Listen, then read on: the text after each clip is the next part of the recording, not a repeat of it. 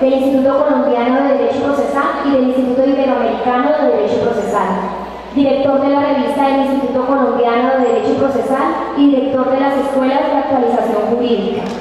Autor de varios textos jurídicos, incluido el libro Lecciones de Derecho Procesal. Un aplauso, por favor. En verdad es muy placentero encontrarme en medio de ustedes. Agradezco profundamente por eso la invitación que nos han hecho las directivas del Instituto Colombiano de Derecho Procesal, capítulo Casanare, a participar en este evento. Francamente, me gusta mucho más estar en provincia porque yo soy provinciano. Yo vengo de Boyacá en los Campos, como dice el himno nacional. Nací y crecí en una población boyacense muy bonita, absolutamente rural, y por eso comparto seguramente con la mayoría de ustedes caracteres que nunca podremos olvidar.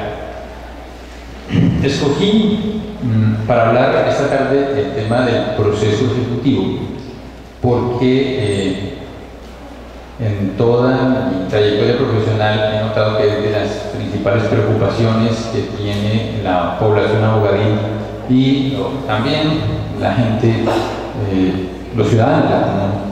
Tienen una gran preocupación por el proceso ejecutivo. Y además, estadísticamente se ha establecido que es el proceso ejecutivo el que más se ventila en los juzgados civiles. Quiero empezar por hacer mención o hacer una advertencia más bien en torno a los mecanismos de ejecución judicial de los créditos. Y es que solemos tener la idea de que el proceso ejecutivo es el único mecanismo para hacer cumplir las obligaciones en el ambiente judicial, cosa que es realmente equivocada. Y ahora, en vigencia del Código General del Proceso, mucho menos.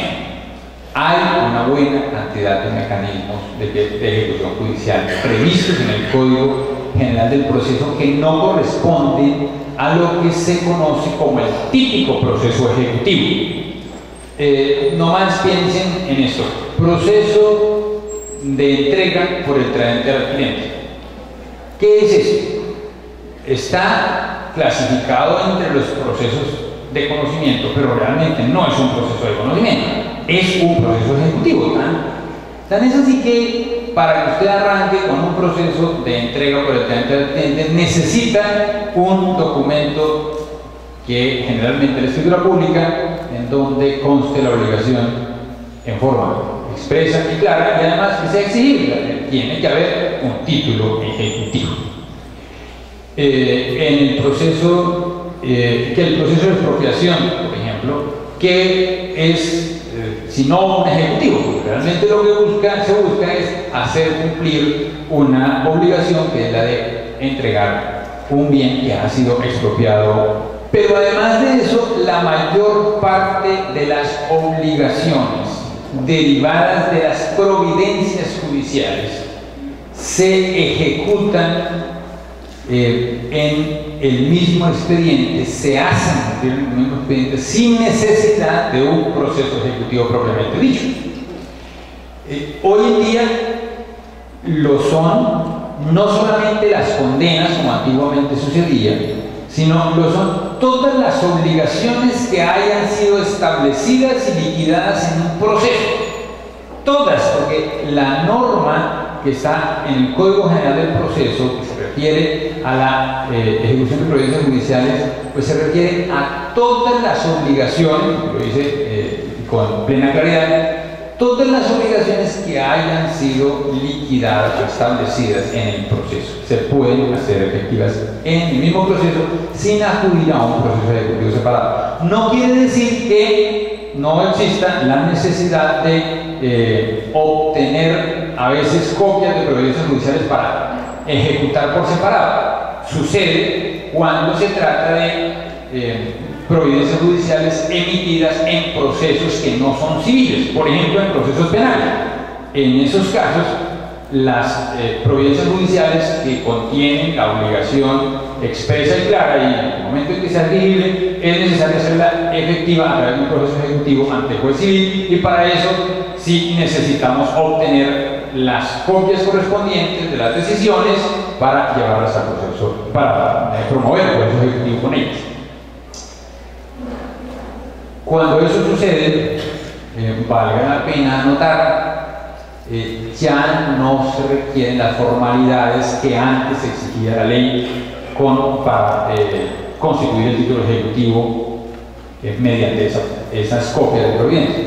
Porque anteriormente decía que la copia de la providencia judicial que iba a constituir el título ejecutivo era la primera copia, por consiguiente tenía que haber una constancia de que era la primera copia, y además decía que presta mérito ejecutivo, y además de eso tenía que decir que estaba ejecutoriada. Hoy la ley solamente exige que diga que está ejecutoriada. No tiene que decir que es la primera copia, porque se supone que la persona no va a ejecutar varias veces con la misma providencia, porque si ejecuta varias veces pues va a tener problemas muy delicados.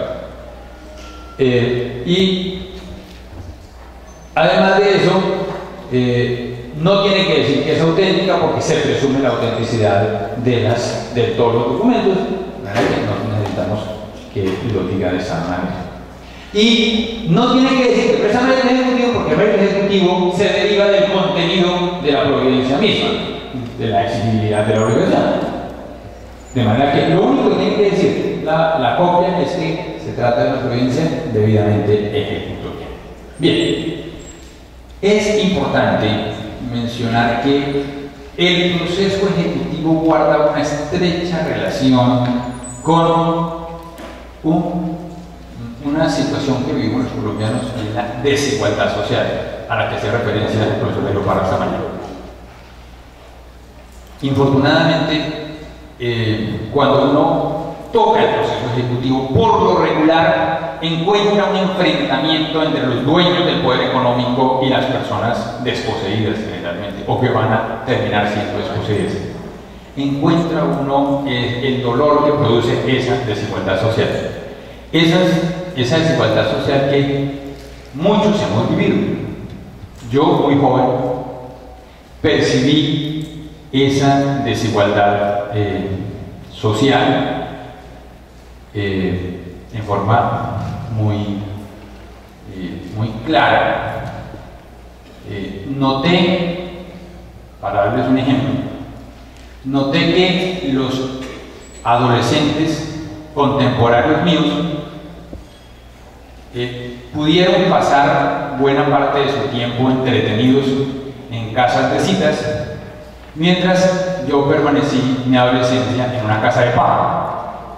Era obviamente la casa de mis padres, porque en el campo donde yo nací y crecí no techaban las casas con teja, sino con paja. Así como esto, son muchos en esta tierra. El proceso ejecutivo tiene una relación muy estrecha con la dinámica de la economía. Si el proceso ejecutivo es el instrumento institucional que el Estado ofrece a los ciudadanos para hacer efectivas las obligaciones, o mejor, para hacer efectivos los créditos. Y los créditos pues tienen su principal germen en la dinámica económica, en el mercado. Pues la idoneidad del proceso ejecutivo que diseña el régimen determina si los actores económicos y los agentes económicos van a participar constantemente o no en la dinámica del mercado. Si esos agentes económicos observan que el diseño del proceso ejecutivo no es el idóneo para conseguir la satisfacción de los créditos de manera forzada, pues seguramente va a disminuir la confianza que pueden tener en la dinámica del mercado. Y si eso es así, seguramente van a tener menor propensión en participar en esas actividades. Y si eso llega a ser así, la demanda se resiente y la economía se deprime. De manera que nosotros debemos tener en cuenta que hay una relación íntima entre el diseño del proceso ejecutivo y la dinámica de la economía nacional. Por eso, cuando se regula algún aspecto del proceso ejecutivo, es necesario tener un sumo cuidado, un pulso de cirujano, para evitar desajustar algo que funcione en el proceso ejecutivo y causar un daño grave en la economía. El Código General del Proceso tiene una buena serie de disposiciones que apuntan a mejorar la dinámica del proceso ejecutivo. Y yo me voy a limitar a mencionar algunas de esas aquí, y además de eso voy a señalar, voy a destacar algunos de los problemas empíricos que suelen presentarse con el proceso ejecutivo. Empecemos por el título ejecutivo. El Código General del Proceso no altera el concepto de título ejecutivo que ha sido tradicional. Eso no lo altera. Desde luego que hay otros elementos en disposiciones generales del Código que le imprimen cambios a la materialidad del título ejecutivo. Porque claro, cuando dice el Código que se presumen auténticos todos los documentos, pues eso sencillamente nos indica que son todos los documentos. Y además se hace mención allí que incluso los que se van a utilizar como título ejecutivo. O sea que ahí tenemos un impacto inevitable en el título ejecutivo, porque ya no es exigible ninguna constancia adicional, ninguna nota adicional que dé prueba de la autenticidad del documento, porque esa autenticidad se presume. Entonces, ahí ya tenemos, desde luego, una implicación en la integración del título ejecutivo. Pero en este punto es importante tener en cuenta algo que ha sido problemático en la experiencia judicial, y es lo siguiente. Se presumen auténticos todos los documentos, incluso cuando van a ser utilizados como título ejecutivo, sean originales o en copia. Y entonces viene aquí un problema que ha planteado la experiencia, es si yo aporto el título ejecutivo, el documento que tengo como título ejecutivo, lo aporto en copia, esa copia debe ser suficiente para que el juez libre el mandamiento ejecutivo. Pues en principio sí, pero no siempre. ¿Por qué resulta lo siguiente? Que una cosa es la presunción de autenticidad y otra cosa es la forma como el ciudadano debe aportar los documentos al proceso, a un proceso cualquiera. Entonces, si yo voy a utilizar el documento como título ejecutivo, en principio puedo hacerlo con la copia. Pero si yo tengo el original, la pregunta es, ¿puedo utilizar la copia? O sea, ¿puedo simplemente reproducir el original que tengo para iniciar el proceso ejecutivo con una copia de ese documento? En principio, sí, pero tiene que haber una justificación por la cual yo no presento el original. Y esa justificación tiene que tener origen jurídico. No puede ser simplemente el capricho. O sea, yo no puedo reemplazar el original por la copia, teniendo el original, reemplazarlo a mi antojo. ¿Por qué? La ley me dice que si yo tengo el original, en principio debo aportarlo al proceso. Entonces no puedo aplicar caprichosamente la idea de que aporto la copia en lugar del original. Esa es una cosa que hay que tener en cuenta. Obviamente, si no tengo el original, pues le tengo que decir al juez que no lo tengo y por eso pongo la copia. O si el original no lo puedo aportar por alguna razón que la ley me permite aducir, pues sencillamente le tengo que decir eso al juez para que el juez entienda que le estoy aportando la copia por una razón real. Los requisitos formales del título ejecutivo no sufren modificaciones, como lo alcancé a mencionar, en cuanto a la aportación del título. Sin embargo, sí hay una modificación importante en relación con la adopción, o mejor, con la discusión de los requisitos del título ejecutivo, porque esos requisitos están instituidos para abrir la puerta al proceso ejecutivo. En el momento en que se le ha abierto la puerta al proceso ejecutivo, porque el juez ha hecho el examen de los requisitos formales del título y ha encontrado que están reunidos, pues se abre el espacio para que el ejecutado, el deudor, cuestione el cumplimiento de esos requisitos formales. Entonces, puede haber un debate, pero preliminar, sobre los requisitos del título ejecutivo.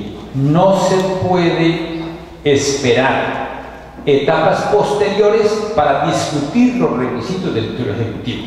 Quedó establecido en el código que los requisitos deben ser discutidos por el ejecutado solamente a través del recurso de reposición contra el mandamiento ejecutivo. Eso significa que lo tiene que hacer en esa etapa inicial.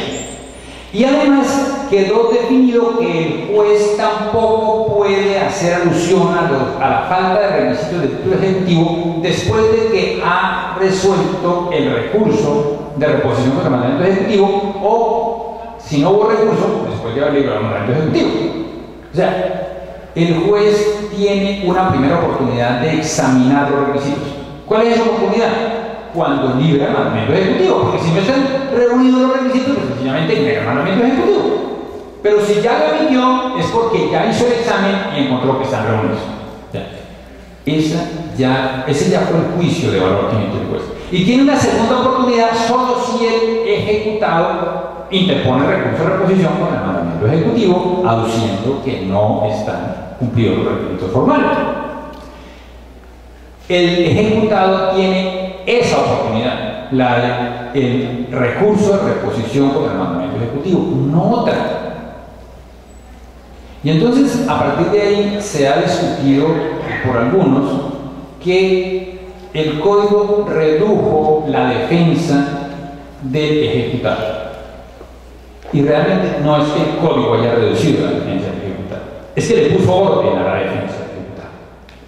Es que cuando el título ejecutivo no reúne los requisitos, el juez debe negar el mandamiento ejecutivo. Si el juez libera el mandamiento ejecutivo, pues eso significa que se equivocó el juez. O sea, se cometió el error a la hora de emitir el mandamiento ejecutivo. Y si eso fue así, la medida adecuada para corregirlo, para corregir el error, es el recurso de reposición. Lo que pasa es que tradicionalmente nos acostumbramos a que el ejecutado alega eso como quiere, y entonces lo hace a través del recurso, o lo hace a través de excepciones. Pues eso no es orden, eso es desorden. Y entonces lo que hizo el código fue ponerle orden a la defensa del ejecutado. Si usted va a discutir los requisitos formales del título ejecutivo, hágalo a través del recurso de reposición, que es el mecanismo adecuado. Si usted va a discutir otra cosa, usted va a alegar hechos, va a traer hechos al debate judicial, entonces hágalo a través de excepciones, porque eso sí son excepciones. Bien, pero la otra implicación a la que sí se menciona es que el juez tampoco puede darse el lujo de reconocer después defectos formales del título ejecutivo. O sea, no puede andar husmeando, después de haber pasado esa oportunidad, no puede andar husmeando en los requisitos formales del título ejecutivo para negar la ejecución. No, esa puerta ya quedó cerrada. Si el juez ya dijo que había mandamiento ejecutivo, es porque estaban reunidos los requisitos y punto. Ya no tiene la opción de volver sobre ese aspecto. Y bueno, aquí hay una discusión también en torno a qué pasa con los títulos valores. Uno sabe que los títulos valores son los títulos más frecuentemente utilizados como títulos ejecutivos. Y entonces resulta que hay un artículo del Código de Comercio que dice que se pueden alegar como excepciones, dice excepciones a la acción cambiaria. ¿Qué es la acción cambiaria? Pues ejecutivo basado en un título valor. Entonces, que se pueden alegar como excepciones de la acción cambiaria dos aspectos que tienen que ver realmente con requisitos formales del título. Uno es con los requisitos de creación de título y el otro numeral de ese código se refiere a los requisitos para la negociación del título, transmisión del título. Bueno, y entonces han dicho algunos eso de que los requisitos formales del título ejecutivo no se puedan alegar sino a través del recurso de reposición del mandamiento ejecutivo es contrario a lo que dice el artículo 784 del Código de Comercio. ¿Por qué? Porque el Código de Comercio dice que se pueden alegar como excepciones y el Código General del Proceso dice que se debe alegar es como motivos del recurso de reposición contra el mandamiento ejecutivo. Se les ha olvidado que realmente el Código General del Proceso no hizo otra cosa que aplicar lo que dice el Código de Comercio. ¿Por qué razón? Porque el Código de Comercio, que fue pedido en el año 71, dice se deben proponer como excepciones tales hechos, y entre ellos unos requisitos formales. Pero no dice si como excepciones de mérito o como excepciones previas. Y desde el 71 existen las excepciones previas y las excepciones de mérito. Y el Código General del Proceso los tiene también. ¿Qué es lo que dice el Código General del Proceso con las excepciones previas? Pues que si usted tiene excepciones previas en el proceso ejecutivo, los tiene que plantear a través del recurso de reposición del mandamiento ejecutivo. O sea, lo que dice el Código de Comercio que plantea esos dos problemas que les he contado sobre los títulos y valores, que lo plantea como excepciones, pues claro, que lo plantea como excepciones, así como se plantean las excepciones previas en el proceso ejecutivo. O sea, a través del recurso de reposición del mandamiento ejecutivo. ¿Cuál es la contradicción? No existe. O sea, en todos los casos, cuando usted va a alegar requisitos formales del título ejecutivo, lo tiene que hacer a través del recurso de reposición contra el mandamiento ejecutivo y no a través de excepciones. Bien, si no se proponen excepciones, tradicional también ha sido, el juez en principio debería dictar una orden de seguir adelante la ejecución. Parece lo obvio, sí. Ya hay todo el mandamiento ejecutivo. Y notifica la demanda, y la demanda no dice nada, no propone excepciones, pues entonces vamos a proceder con una orden de seguir adelante la ejecución, que el código dice que es mediante auto. Ahora, ¿eso es una camisa de fuerza?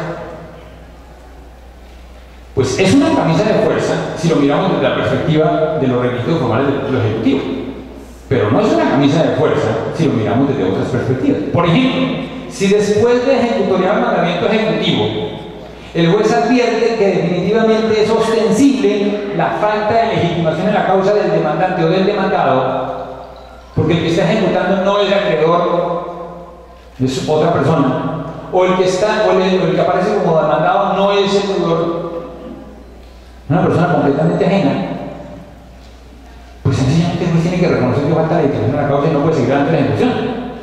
Pero el problema no es de requisitos formales del título ejecutivo. El problema es otro que realmente hace imposible seguir con la ejecución. Bien, o sea, en esos casos excepcionales, el juez puede negarse a seguir adelante la ejecución a pesar de la ejecutoria del mandamiento ejecutivo y a pesar de que el ejecutado no haya propuesto excepción. Hay un punto interesante en relación con la liquidación del crédito que no es nuevo en el código, venía de la 395 y que aquí se reproduce, y es lo siguiente: ninguna de las partes tiene un plazo para presentar liquidación de crédito. Después de la orden de seguir ante la ejecución, ninguna de las partes tiene plazo para eso. La liquidación del crédito la presenta cualquiera de las partes cuando se necesite realmente. El demandado que quiere pagar, pues necesita liquidación del crédito para poder pagar, ¿no? ¿Cómo sabe cuándo va a pagar? Entonces, presenta la liquidación del crédito, la somete a contradicción para efectos de que el juez defina cuándo es lo que debe y proceda al pago. Y el ejecutante, por ejemplo, si necesita rematar el bien, rematar bienes. Para rematar bienes, el ejecutante necesita que se defina cuándo es realmente la deuda en ese momento. Y para eso el ejecutante presenta la liquidación y la somete a contradicción para que el juez defina para el crédito y ahí se pueda hacer a partir de ahí el remate. Ahora pasemos al régimen de bienes. El Código General del Proceso reconoce la importancia de las medidas cautelares, que para asegurarse, para evitar problemas con el proceso ejecutivo, hay que practicar medidas cautelares. Algo así como lo que me enseñaron cuando estaba chico. Mi papá decía: antes de cogerle las tetas, hay que amarrarle las patas a la vaca para que no lo mate a la hora de ordeñar. Entonces, antes de que usted siga adelante por el proceso ejecutivo, hay que practicar medidas cautelares para asegurarse de que no va a quedar en mal el proceso ejecutivo. Por eso reconoce el código la importancia de las medidas cautelares. Y por eso el código releva al ejecutante de prestar caución para practicar una medida cautelar. El ejecutante ya no tiene que prestar caución para que se practique una medida cautelar. Eso es una cosa que vale la pena resaltar. ¿Por qué? Porque esas cauciones, que en principio tenía que pagarlas el acreedor, y generalmente a la gente no le dolían porque decían, pues el banco es el acreedor, entonces el banco que paga la caución.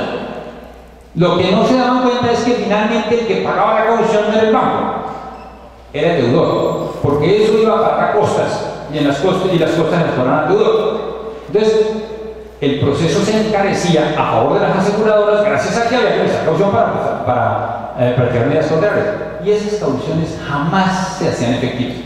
Entonces, por eso el código eliminó la caución para practicar medidas cautelares. Y ahora, pues no hay que prestar caución por lo menos de entrada. Eventualmente, si el demandado exige que se preste caución, pues entonces el juez tiene que ordenarle al ejecutante que preste la caución respectiva. Bien. En lo que tiene que ver con la medida cautelar de secuestro, que es el dolor de cabeza, uno de los principales dolores de cabeza del proceso ejecutivo, el código establece una cosa sumamente importante, y es que se puede en muchos casos practicar el secuestro sin secuestro. O sea, no hay que entrar en esos costos de secuestro, de honorarios de secuestro, porque se puede practicar el secuestro sin él. ¿En qué casos se puede practicar sin él? En todos aquellos casos en los que se trate de secuestro de inmueble que esté siendo ocupado exclusivamente para la vivienda del ejecutado. Son muchos los casos en los que así sucede. Y eso que ocurría antes, de que a sabiendas de que estaba ocupado el inmueble exclusivamente para la vivienda del ejecutado, tocaba llevar un secuestre y nombrar el secuestre y pagarle al secuestre, con lo cual se incrementaba el valor del crédito, de las costas. Pues eso tenía que desaparecer porque eso es lesivo para el deudor, injustamente lesivo. Por eso es que el código dice que en esos casos no es necesario nombrar secuestro. En esos casos se puede practicar el secuestro y se le deja en condición de secuestro al ejecutado. De manera que si los jueces llegan a nombrar secuestro sin necesidad, pues las partes pueden alegarlo para evitar que el proceso se encarezca con la designación de ese secuestro.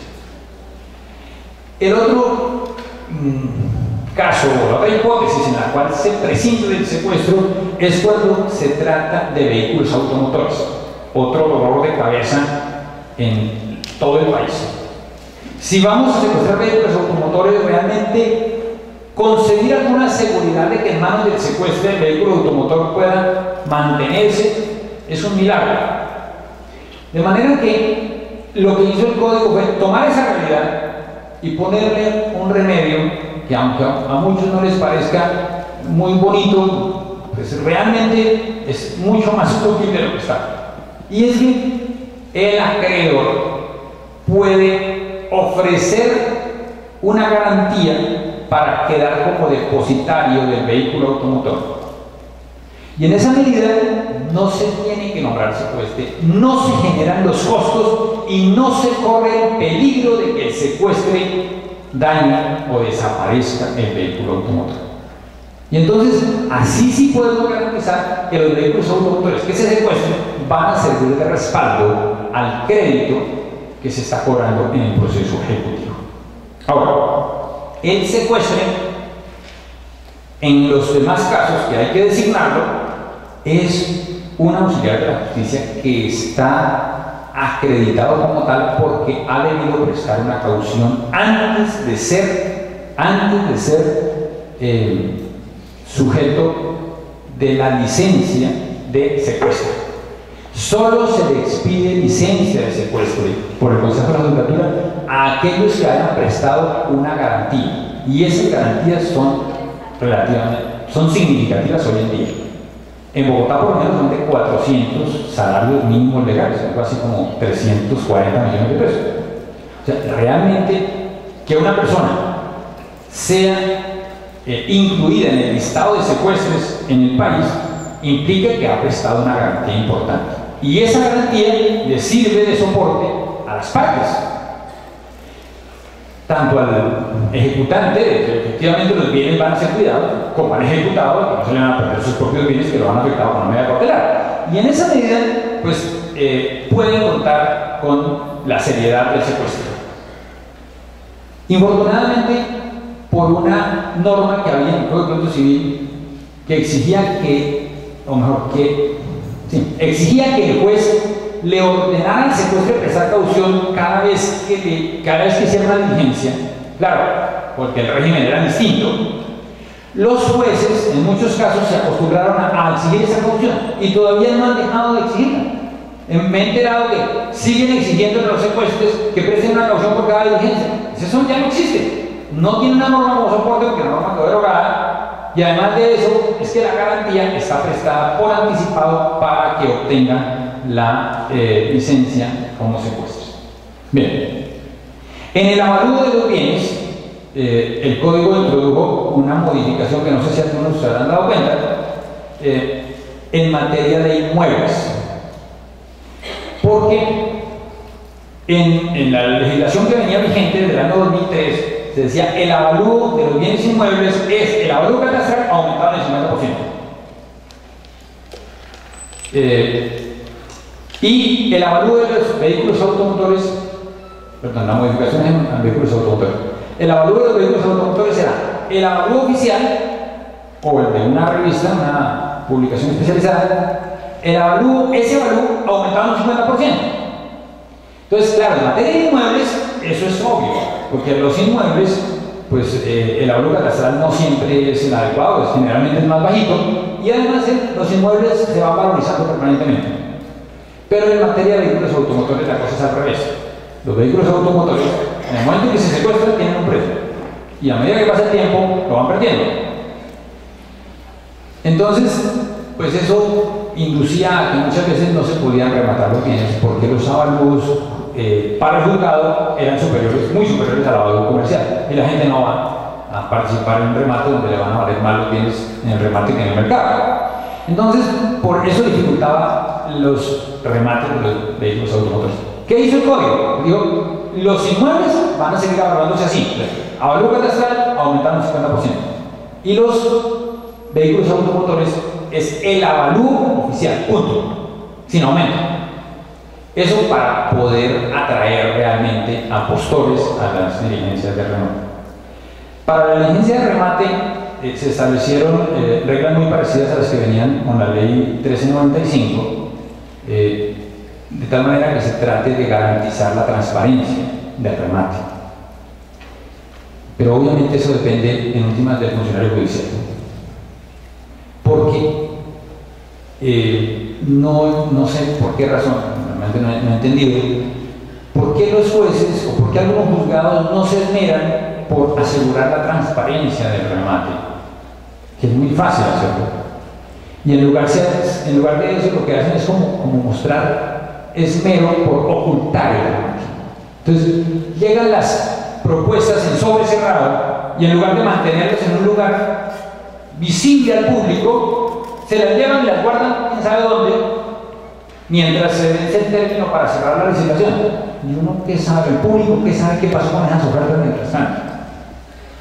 Y pues la gente a veces es suspicaz, pero a veces puede tener razón que se abren las propuestas, no a la vista del público, sino en secreto, y algo puede pasar allá. Entonces, de lo que se trata es de dar transparencia. Eso significa que cuando se conocen, cuando llegan las ofertas en sobre cerrado, el secretario debe tomarlas y dejarlas siempre a la vista del público para que nadie dude de la transparencia de esa licitación. O sea, no esconderlas. ¿Para qué las va a esconder? ¿No? Si las ha recibido, póngalas a la vista del público para que haya verdadera transparencia y confianza en la actividad que le corresponde al público. Bien. Me interesa mencionar un punto que ha sido motivo de una serie de disputas en los juzgados, es el relacionado con el desistimiento tácito en el proceso ejecutivo. Resulta que en el artículo 317 hay dos modalidades de desistimiento tácito.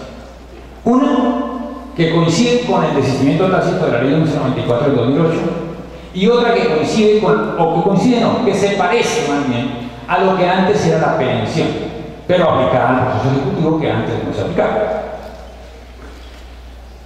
Bueno, en cualquiera de los dos casos, el desistimiento tácito está diseñado en el 317 para aplicarlo al proceso, o mejor dicho, a la demanda, aplicar el desistimiento tácito a la demanda o a cualquier otra actuación que se promueva. O sea, son dos objetos materiales sobre los cuales puede recaer el desistimiento tácito: la demanda o cualquier otra actuación que se promueva en instancia de parte. Si usted le aplica el desistimiento tácito a la demanda, significa que las cosas tienen que quedar como si nunca se hubiera presentado la demanda. Es apenas obvio. Si yo desisto de la demanda, sea expresamente o en forma tácita, pues se entiende como si no hubiera presentado jamás la demanda. Pero si lo que se tiene por desistido no es la demanda, sino otra actuación, pues las consecuencias no pueden ser lo mismo. O sea, a mí, un principio quizás el más profundo de los principios epistemológicos que me enseñaron cuando chico en Boyacá es que una cosa es una cosa y otra cosa es otra cosa. Entonces, si aplicamos el desistimiento tácito a la demanda, no es lo mismo que aplicárselo a otra actuación que se promueva. Entonces, ¿cuándo podemos aplicar el desistimiento tácito a la demanda? Pues cuando estamos en oportunidad para desistir. ¿Cuándo es la oportunidad para desistir? Pues cuando no se ha dictado la sentencia o por lo menos no está ejecutoriada. Si la sentencia ya se dictó o está ejecutoriada, les juro que no se puede desistir. Vean ustedes el artículo 314, creo que es el que habla de desistimiento expreso, o 315, bueno, por ahí esos lados. No, usted no puede desistir de una demanda cuando ya se ha dictado la sentencia y está ejecutoriada. Pues si no se puede el expreso, ¿cómo se va a poder el tácito? Eso no quiere decir que no se pueda aplicar el desistimiento tácito después de ejecutoriar la sentencia, solo que no se le puede aplicar a la demanda. Se le tiene que aplicar el desistimiento tácito a las actuaciones que se promuevan por fuera de esa sentencia, generalmente para hacer cumplir la sentencia. Y en el proceso ejecutivo pues vienen muchas, ¿no? Uno tiene que separar perfectamente todo el debate relacionado con el título ejecutivo y con las excepciones, que produce finalmente una sentencia que queda ejecutoriada, y todo lo relacionado con medidas cautelares, avalúo y remate de bienes. Entonces, si un ejecutante ha llevado el proceso hasta sentencia por pena secreta ante la ejecución, y después de eso solicita las medidas cautelares, decreta las medidas cautelares y no las practica, o las dejan practicadas a medias, Pues el juez sí puede aplicar el desistimiento del asilo, pero no a la demanda, porque ya quedó definida sentencia. A lo que le puede aplicar el desistimiento del asilo es a la actuación adicional, la que relaciona con la medida cautelar. Y eso ha sucedido con frecuencia. Es decir, hay gente, por ejemplo, que solicita el embargo de vehículos automotores.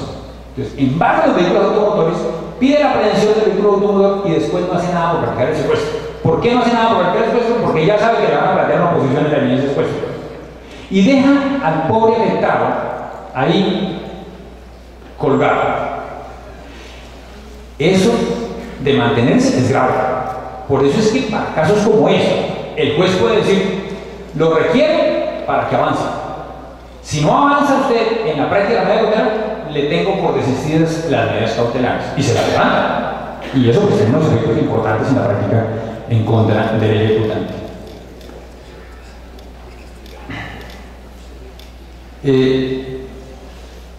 Bueno, hay dos anotaciones adicionales que quiero hacer en relación ya con el ejecutivo hipotecario.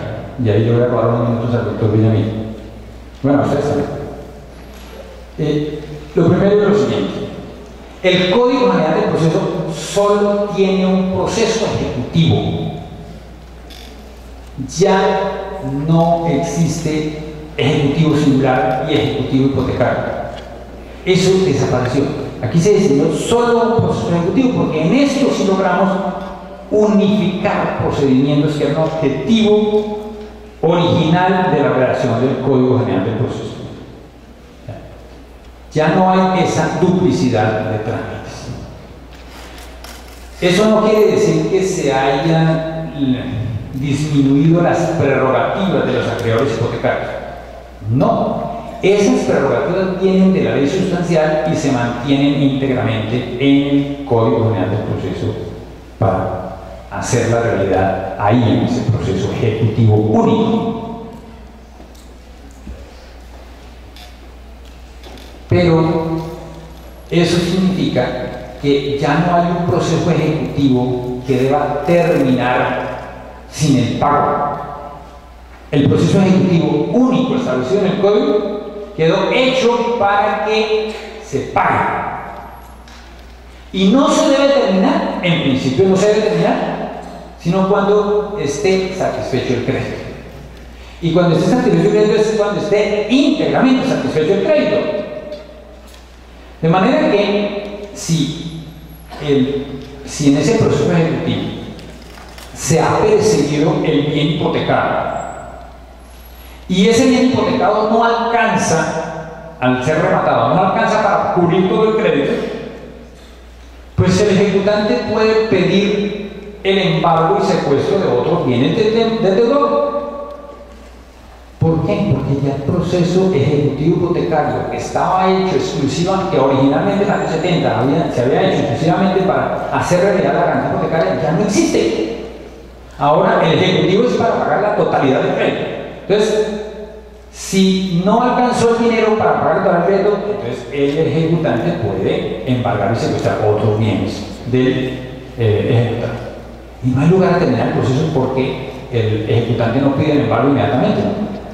Tiene el tiempo suficiente para que persiga otros bienes del ejecutante.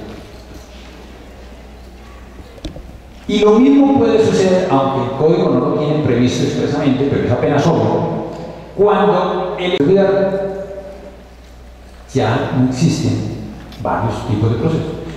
Lo que puede uno decir ahora es que cuando se persigue un bien hipotecado, ese ejecutivo realmente corresponde a todas las características de lo que antes se llamaba ejecutivo mixto. Porque ahora todo ejecutivo con garantía hipotecaria o con garantía real es un ejecutivo mixto. Solo que usted puede perseguir otros bienes desde el comienzo del proceso, o si no le alcanza la plata después, puede perseguir esos otros bienes. O puede ser mixto desde el comienzo o se convierte en mixto en el camino. Esas son las opciones que da el Código General del Proceso, partiendo de la base de que el proceso es para la satisfacción del derecho de crédito, el proceso ejecutivo para la satisfacción del derecho de crédito, y que todo proceso es para realizar el derecho sustancial. Mil gracias por su paciencia.